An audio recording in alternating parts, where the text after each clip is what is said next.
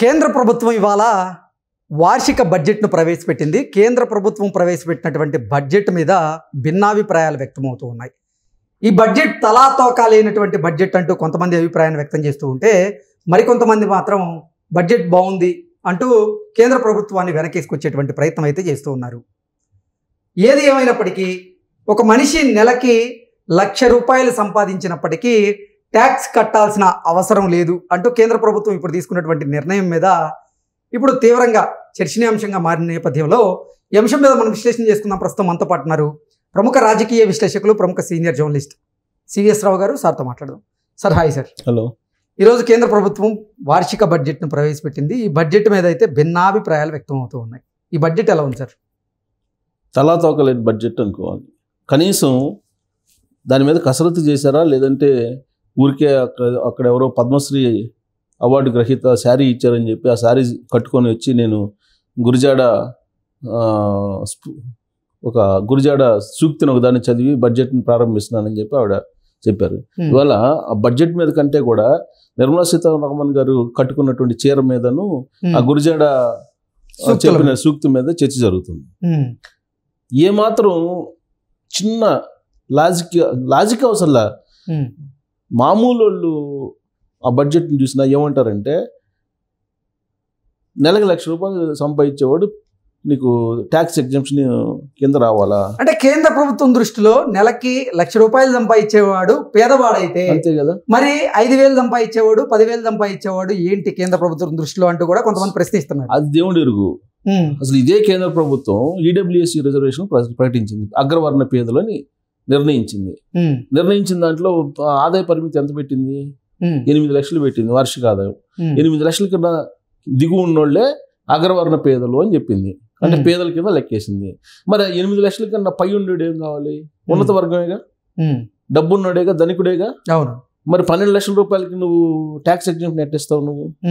నువ్వే చట్టం చేసావు, ఈడబ్ల్యూఎస్ రిజర్వేషన్లు పెట్టావు.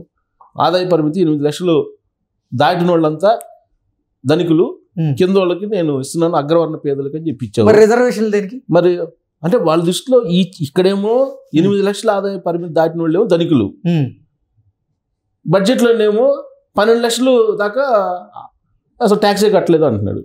అసలు నెలకి ₹1,00,000 ఆదాయం వచ్చేవాడు ట్యాక్స్ కట్టాల్సిన అవసరం లేదని చెప్తే సంబరాలు చేసుకుంటున్నటువంటి వాళ్ళు ఉన్నారు. ఎవరు? ప్రభుత్వ ఉద్యోగులు ఉన్నారు, కేంద్ర రాష్ట్ర ప్రభుత్వ ఉద్యోగులు ఉన్నారు. ఊరగా 4 గంటలు 5 గంటలు పనిచేసి లక్షల జీతాలు తీసుకుంటున్నటువంటి వాళ్ళు ఇవాళ వైట్ ఎలిఫెంట్ లాగా ప్రభుత్వ ఉద్యోగులు ఉన్నారు. నెలకి ₹1,00,000 ఆదాయం సంపాదించే వాళ్ళు ప్రభుత్వానికి ట్యాక్స్ కట్టాల్సిన అవసరం లేకపోతే మరి దేశ ఆర్థిక వ్యవస్థ ఏమయ్యే అవకాశం ఉంది? అది వీళ్ళు చేసేది. ఇప్పుడు కేజ్రీవాల్ ఏం చెప్తున్నాడు ఢిల్లీ ప్రచారంలో, వీళ్ళు అధికారంలోకి వచ్చిన తర్వాత, నరేంద్ర మోడీ అండ్ టీం వచ్చిన తర్వాత దాదాపు 30,000 కోట్లు పైగా అసలు కంప్లీట్గా కార్పొరేట్లు డబ్బులు కట్టాల్సిన అవసరం లేదని చెప్పి తీసిపారేసారు, రద్దు చేసేసారని చెప్పి ఆయన ప్రచారం చేస్తున్నాడు ఢిల్లీలో. కొంతమంది ఏమంటున్నారు, అసలు 30,000 కోట్లు కాదు 3 లక్షల కోట్లు చేసేసారు అంటున్నారు. కాంగ్రెస్ వాళ్ళు అయితే 8 లక్షల కోట్లు వీళ్ళు రైట్ ఆఫ్ చేసేసారు అని చెప్పి అంటున్నారు. సరే, ఆ లెక్కలు అనేది మనకు ఎగ్జాక్ట్గా తెలియకపోవచ్చు, వాళ్ళు చెప్పి నేను మెన్షన్ చేశా. ఎంతో కొంత కార్పొరేట్లకి అయితే వీళ్ళు మేలు చేస్తున్నారు. ప్రపంచ ఆర్థిక సంస్థ ఉంది కదా ఒకటి, ప్రపంచ బ్యాంక్ అనేది ఒకటి ఉందిగా, వరల్డ్ బ్యాంక్ అనేది ఒకటి ఉందిగా. ఈ వరల్డ్ బ్యాంక్ చెప్పినటువంటి అంచనా ఏంటంటే వరల్డ్ బ్యాంకు భారతదేశంలో ఉండేటువంటి 93% 100% మంది 93% ప్రజలు రోజుకి $10 కన్నా తక్కువ సంపాదిస్తున్నారని ఇచ్చారు. ఇది ఆన్ రికార్డ్. ఇది కావాలంటే గూగుల్లో ఎవరైనా వెతకచ్చు దీన్ని. ఇప్పుడు లేటెస్ట్ ఏంటంటే 2021 ప్రపంచ బ్యాంకు వేసినటువంటి లెక్క ప్రకారం $20 కన్నా తక్కువ సంపాదిస్తున్నటువంటి భారతీయుల సంఖ్య 99% ఉంది. రోజుకి $20 కంటే తక్కువ సంపాదిస్తున్నటువంటి వాళ్ళు 99% ఉంది. అంటే సుమారుగా నెలకు ఒక 50,000 సంపాదించే వాళ్ళ సంఖ్య 95% ఉందండి సుమారుగా సరాసరి. అంతకుముందు వేసిన లెక్క 93% $10 కన్నా సంపాదించేటువంటి వాళ్ళు, అలాగే $20 కన్నా తక్కువ సంపాదించాలి 99% అని చెప్పి సరాసరి తీసుకుంటే నెలకి ₹50,000 సంపాదించేటువంటి వాళ్ళు 95% ఉన్నారు. 195% ఉన్నారు. ఇది 50,000 సంపాదించేవాళ్ళు. 50,000 కంటే పైకి సంపాదించేవాళ్ళు 5% ఉన్నారు. అంటే నువ్వు ఆ 5%కి ఎవరైతే ఎక్కువ సంపాదిస్తున్నారో వాళ్ళకి ఎక్కువ ట్యాక్స్లు ఇవ్వాలా, లేదంటే ఎగ్జామ్షన్ ఇవ్వాలా? నువ్వు ఎగ్జామ్షన్ ఇచ్చిన కారణంగా ఏమవుతుంది? ఎగ్జామ్షన్ ఇచ్చారు బాగానే ఉంది, వాళ్ళకి ఎగ్జామ్షన్ ఇచ్చినందువల్ల ఏమవుతుంది? ఆ డబ్బు ఏదైతే ఉందో ఎగ్జామ్షన్ ఇచ్చిన డబ్బు ట్యాక్స్ రూపంలో వాళ్ళ దగ్గర నుంచి కలెక్ట్ చేస్తున్న డబ్బు ఎవరి దగ్గర వసూలు చేస్తుంది? గవర్నమెంట్ ఇండైరెక్ట్ ట్యాక్స్ రూపంలో ఈ 95% మంది దగ్గర వసూలు చేస్తుంది, పేదోళ్ళ దగ్గర. ఇండైరెక్ట్ ట్యాక్స్ ఏంటి? నువ్వు సబ్బు కొను, అగ్గిపెట్టు కొను, లేదంటే తిండి గింజలు కొను, లేదంటే నువ్వు ఏదో నిత్యావసర వస్తువులు ఏది కొన్నా కానీ నీకు ఇండైరెక్ట్ ట్యాక్స్ వేస్తారు. అంటే వీళ్ళ దగ్గర తగ్గించినటువంటి ట్యాక్స్ ఏదైతే ఉందో తగ్గిపోతుంది కదా. ఇప్పుడు 6 లక్షలు పరిమితి కాస్త 12 లక్షలు పెంచారు కదా. 6 లక్షల నుంచి 12 లక్షలు తీసుకెళ్లారు. అంటే నెలకి ₹1,00,000 సంపాదించే వాడు ట్యాక్స్ కట్టాల్సిన లేదు, వాడు పేదోడని లెక్కేసింది కేంద్ర ప్రభుత్వం. మరి ఈ 6 లక్షల నుంచి 10 లక్షలు తీసుకెళ్తే ఈ గ్యాప్ లో వచ్చేటువంటి ట్యాక్స్ ఎక్కడి నుంచి తీసుకొస్తుంది కేంద్ర ప్రభుత్వం? ఇండైరెక్ట్ ట్యాక్స్ నుంచి పేదోళ్ళ దగ్గర నుంచి వసూలు చేసింది.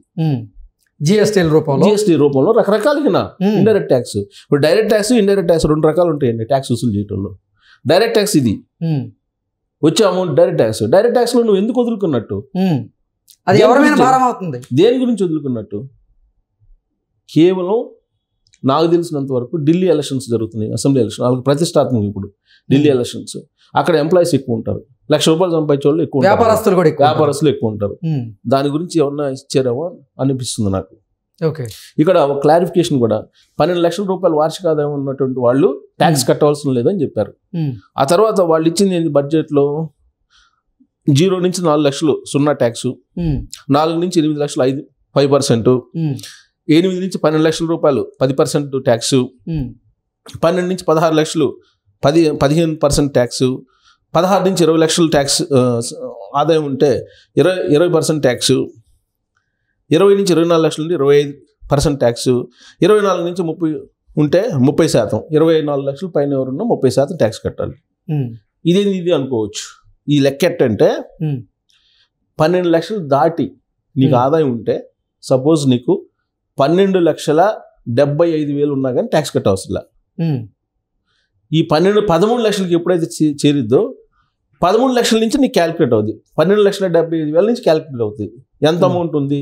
12,75,000 నుంచి నీకు 13,75,000 ఉందనుకో, లేదా 13,50,000 ఉందనుకో. ఆ 12 లక్షలు మైనస్ 12,75,000 తీసేస్తే నీకు 50,000 వచ్చేది. అంటే సంవత్సరానికి 12 లక్షల ఆదాయం ఉన్నప్పటికీ ఎంతో కొంత % ట్యాక్స్ అయితే కట్టాలిగా. కట్టవసరం లేదు. అదేంటంటే 0 to 4 lakhs అయితే 0% అన్నారు. అంటే దాని లెక్క ఏంటంటే నీకు 50 లక్షల రూపాయలు ఆదాయం ఉందనుకో, దాంట్లో 12 లక్షలు తీసి మిగతా అమౌంట్ నువ్వు కట్టాలి. మిగతా అమౌంట్ ఎంత ఉంటే దానికి స్లాబ్ ఇది. అది వాళ్ళు చేసిన లెక్క. మిగతా అమౌంట్ ఎంత ఉంటుందో బ్యాలెన్స్ అమౌంట్ దానికి ట్యాక్స్. 4 లక్షలు ఎక్కువ ఉందనుకో 5% ట్యాక్స్. 8 లక్షలు ఎక్కువ ఉందనుకో 12 లక్షలు ప్లస్ 8 లక్షలు ఉందనుకో, ఆ 8 లక్షలకే నువ్వు నీ 12 లక్షలకి ఫ్రీ. అంటే నెలకి ₹1,00,000 సంపాదించేటువంటి వాడు ట్యాక్స్ కట్టవసరం లేదండి. ₹1 కూడా కట్టవసరం లేదు. ఇది మరి ఇదేం ధర్మం? నిర్మలా సీతారామన్ గారు, నరేంద్ర మోడీ గారు, ఈ కేంద్ర ప్రభుత్వం సమాధానం చెప్పాలి. ఎందుకనంటే ఈ దేశంలో 93 నుంచి 95% మంది నీకు ₹1,00,000 సంపాదించేటువంటి వాళ్ళు ఎంతమంది ఉంటారు? అసలు ఈ ట్యాక్స్ సమరాలు చేసుకుంటున్నటువంటి వాళ్ళు ఎవరు చెప్పు? ప్రభుత్వ ఉద్యోగులు, ప్రైవేట్లో ఉండేటువంటి టాప్ క్యాడర్లో ఉండేటువంటి వాళ్ళు తప్ప మిగతా 90% ఇప్పుడు ఈ 90% నుంచి ఇది వసూలు చేయాలి. వీళ్ళ దగ్గర నుంచి రానటువంటి ట్యాక్స్ ఏదైతే ఉందో ఈ వసూలు చేయాలి. ఆ భారం వీళ్ళ మీద వేస్తున్నారు, సామాన్యుల మీద. అసలు ఇది ఏం బడ్జెట్? అసలు దీన్ని ఏం బడ్జెట్ అంటారు? దీనికి ఏ సమాధానం చెప్తారు? నెలకు ₹1,00,000 వచ్చేవాడిని నువ్వు పేదోడు అంటున్నావు అంటే నీ ఈడబ్ల్యూఎస్ రిజర్వేషన్ తప్పుగా మరి ఆ లెక్కన ఇది ఒక పాయింట్. రెండోది ఏంటంటే, సరే ఇది పెంచావు బాగానే ఉంది, 6 నుంచి 12 లక్షలు తీసుకెళ్ళావు. మరి నువ్వు రేషన్ కార్డు ఇవ్వాలంటే కేంద్ర ప్రభుత్వ మార్గదర్శనాలు ఏంటి? గ్రామీణ ప్రాంతాల్లో 1,50,000 లోపల నీకు వార్షిక ఆదాయం ఉంటే నువ్వు ఎలిజిబుల్ వైట్ రేషన్ కార్డుకి. పట్టణ ప్రాంతాల్లో 2 లక్షలు ఉంటే నువ్వు ఎలిజిబుల్. 2 లక్షలు 2,50,000 ఉంది. మరి ఇది కూడా పెంచాలిగా. నువ్వు 12 దీన్ని 6 లక్షల నుంచి 12 లక్షలు తీసుకెళ్ళావు ట్యాక్స్ ఎగ్జంప్షన్ని. మరి రేషన్ కార్డు హోల్డర్స్ని కూడా నువ్వు ఇది 2,50,000 ఉండేది 2,50,000 తీసుకెళ్ళాలిగా, 2,50,000 ఉండేది 3,50,000 తీసుకెళ్ళాలిగా. మరి ఇది ఎందుకు తీసుకెళ్ళట్లేదు? వైట్ రేషన్ కార్డులో ఎలిజిబిలిటీ కూడా పెంచాలిగా. ఇప్పుడు నువ్వు ఎందుకు పెంచుతున్నావు? ట్యాక్స్ ఎగ్జంప్షన్ ఎందుకు ఇస్తున్నావు? ₹1,00,000 సంపాదించినా కానీ అది పెద్ద సంపాదన కాదని ఫీల్ అవుతుంది కేంద్ర ప్రభుత్వం. ఓకే, బాగానే ఉంది. మరి ఇది కూడా దాని పరిమితి కూడా పెంచాలిగా. ఎందుకు పెంచట్లా? ఇక్కడే అర్థమవుతుందా పేదలకి ధనికులకి మధ్య వీళ్ళ యొక్క అభిప్రాయం ఏ విధంగా ఉంది అనేది. ఇది రాబోయేటువంటి రోజుల్లో సమాజంలో రిచ్ పూర్ మధ్య ఏదైతే జగన్మోహన్ రెడ్డి గారు చెప్పారో, క్లాస్ వారు ఏదైతే చెప్పారో 2024 ఎలక్షన్ ముందు, ఆ క్లాస్ వారికి ఈ బడ్జెట్ పునాది వేసిందని చెప్పి నేనైతే భావిస్తున్నా వ్యక్తిగతంగా. ఓకే, ఇది ఈ బడ్జెట్ ఇప్పటికైనా సరే మార్చుకోకపోతే క్లాస్ వార్ ఎంతో దూరంలో ఉండబోదు అనేది నా వ్యక్తిగతమైన అభిప్రాయం. Okay sir.